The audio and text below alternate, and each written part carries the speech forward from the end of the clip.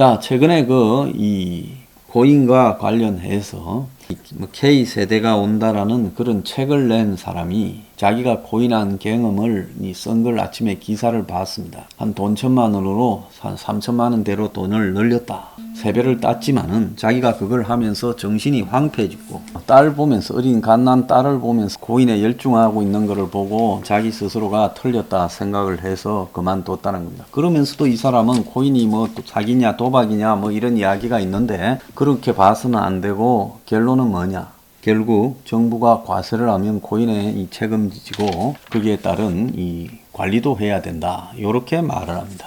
자, 그런데 사기와 도박을 뭘 관리를 합니까? 솔직히 각 나라 정부들이 그동안에 적당히 방치했죠. 왜? 고인에 대해서 관리하기 싫어서 그냥 방치했습니다. 모르는 척하고. 자, 이제 전부 손보려고 달라들고 있습니다. 그렇지만은 고인이 사기냐 도박이냐라는 부분에 대해서 정권이 말을 하지 않고 두고 있지만 대한민국 곳곳에서 터져나오는 고인의 움직임은 사기 도박임을 입증하고 있습니다. 실체가 없는 물건을 사고 파는 것은 도박장에서 결국은 서로 바둑알 같은 걸 놓고 화토 쳐서 네 가져가고 내 가져가고 해서 나중에 돈 바꾸는 거하고 똑같은 거 아니에요?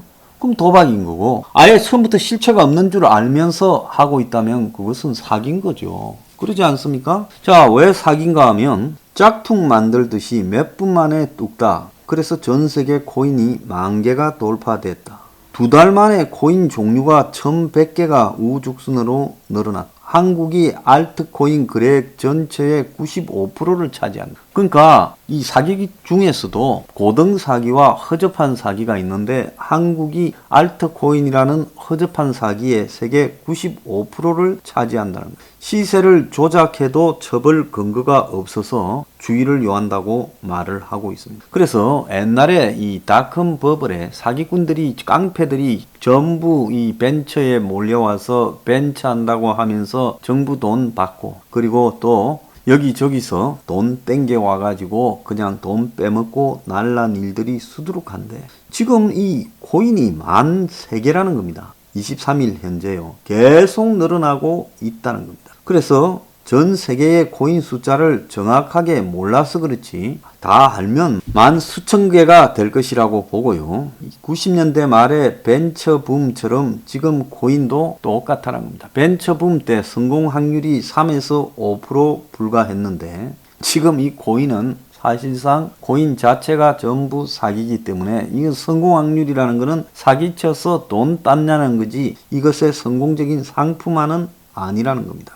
그래서 암호화폐가 대단한 것처럼 보이지만 이미 공개된 소스로 만들기 때문에 디지털 분야 전문가들은 마음만 먹으면 몇 분 안에도 만들어낸다. 이더리움은 블록체인 네트워크에서 돌아가는 암호화폐 코드를 다운받아 가격을 책정해 자신의 이름으로 발행하는 것이라는 겁니다. 그래서 독창적이고 기술적으로 유망한 암호화폐는 거의 없고 시간도 엄청나게 걸리는데 누가 지금 이거 만들 사람도 없고 2달 사이 늘어난 대부분의 암호화폐는 기존 것을 복사해서 만들거나 장난삼아 암호화폐를 만든 거라는 겁니다. 그러니까 암호화폐의 명품이니 아니니 따질 필요도 없다라는 거죠. 그래서 이게 지금 보면 전체 거래액의 95%가 잡코인인데 이 잡코인들이 인기가 높아요. 왜? 잡코인들은 돈도 작게 들고 할 수 있고 변동성도 조작이 많기 때문에 심하니까 코인 조작하는데 대중들이 거기에 그 과정에서 타이밍을 맞춰서 돈 좀 벌어볼까 이렇게 생각한다는 겁니다. 자, 국회에서 암호화폐 입법권 제정안이 발의됐지만 아직도 논의하지 않고 있고 그래서 제대로 처벌을 할 규정도 없고 시세를 조작해도 처벌을 못한다는 겁니다.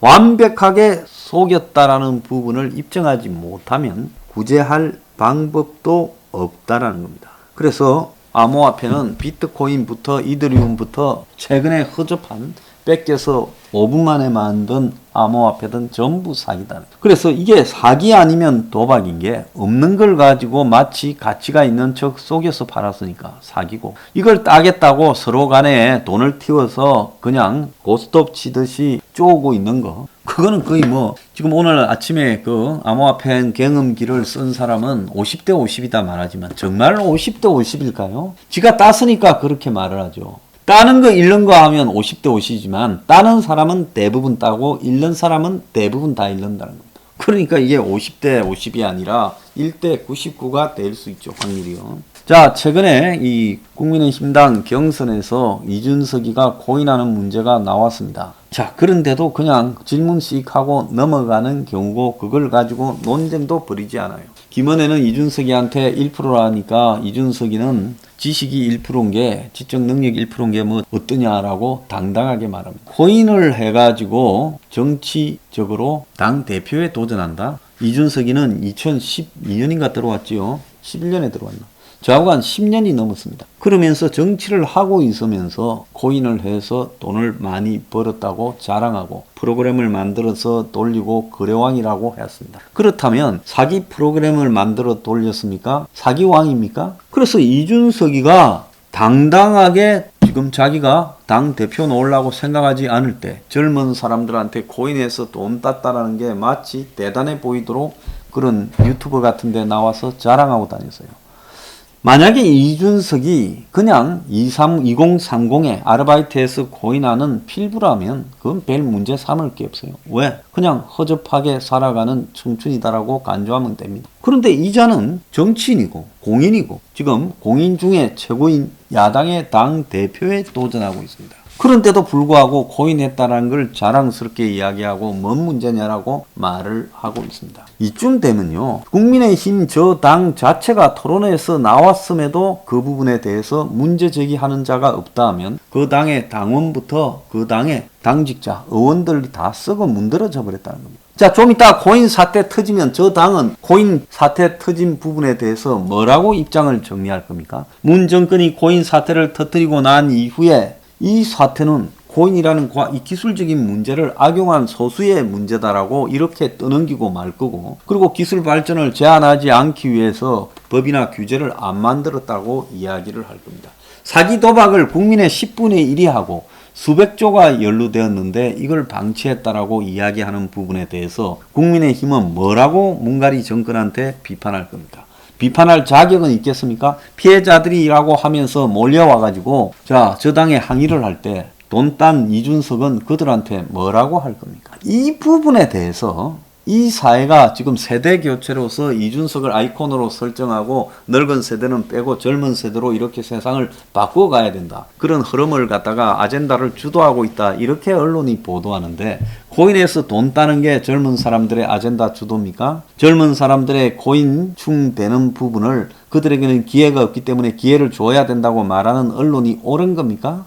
이 나라에 어른 중에 사람 같은 사람이 하나도 없고, 그리고 지성인 지식인 상류층 중에 사람같이 진실을 말한 자가 하나도 없다는 거예요. 고인은 사기나 도박입니다. 이 사기나 도박을 갖다가 하는 국민들도 선도해야 되고, 그리고 이런 것들을 가지고 참여한 공인은 그거는 그야말로 이건 있을 수 없는 거죠. 그런데 어느 순간에 우리 사회에 영혼이 썩어버렸어요.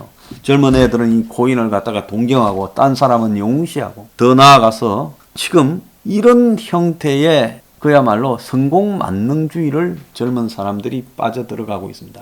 그래서 미국에서 IT에서 돈 많이 벌은, 살아가는 방식은 개판 5분 전인 머스크 같은 경우가 또 젊은 사람들에게 추앙받고 있고, 베조스 같은 경우가 추앙받고 있습니다. 이게 옳은 거냐? 절대 그렇지 않죠. 지금 얼마 전에 마이크로소프트의 빌 게이츠의 이 삶이 지금 터져 나왔지 않았습니까? 자, 돈 많이 버는 것은 돈 많이 버는 것에 불과하지 그 사람의 인격과 삶의 방식과 일치하지 않는, 대부분 돈을 많이 버는 사람들은 지저분한 삶을 살 수밖에 없어요. 그건 거의 확률적으로 100%잖아요. 한국이나 미국의 재벌들이 살아가는 방식을 한번 보십시오. 그의 사생활이나 그의 인간성 중에 어디에 사람 같은 데들이 별로 있습니까? 그런 부분 속에서 이걸 청춘들이 동경을 하도록 만드는 이 사회의 풍토도 매우 잘못된 것이다. 그렇다면 누군가는 그렇지 않다라고 나무라고 깨우쳐야죠. 그러지 않습니까? 최근에요, 이 정권이 이 나라가 전부 골이 비어버린 상황으로 가고 있으니까 특히 젊은 사람들을 겨냥해서 K자를 붙입니다.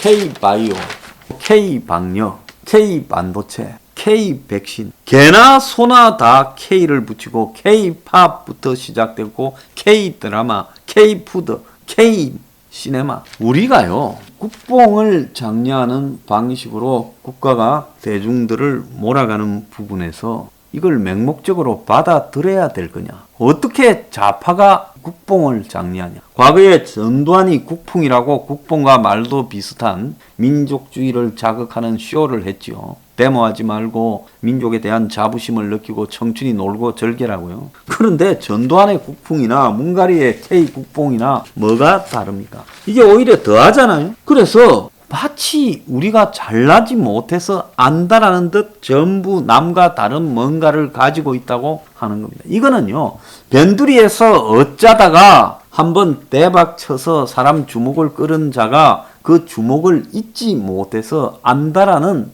그야말로 정신분열증적 정서라고 보고 있습니다. 우리가 세계에 뭐 자랑할 만한 게 뭐 특별한 게 있습니까? 어떤 나라가 어떤 부분을 너무 세계에 자랑하고 그걸 차별화하고 그걸 가지고 자부심을 느끼도록 강조하는 것은 좋지 않다고 보고 있습니다. 중국이요, 저 중국 사람들 살아가는 방식이 개판 5분 전이고 도덕도 없고 양심도 없고 그야말로 돈이면 최고인 방식으로 살아가는데 저런 황금 만능주의적인 중국 사람들이 이제 중화라는 부분으로 차이나 뽕을 퍼뜨리고 있습니다. 그 우리 보면 혐오스럽지요. 그럼 우린 중국 사람처럼 하지 말아야 될 거 아닙니까? 그런데 우리는 중국 사람을 혐오하면서요, 우리는 그런 짓거리에서 자유롭습니까? 그래서 이 K국뽕도 정말 한심스럽다 생각합니다. 자, 고의는 도박이거나 사기입니다.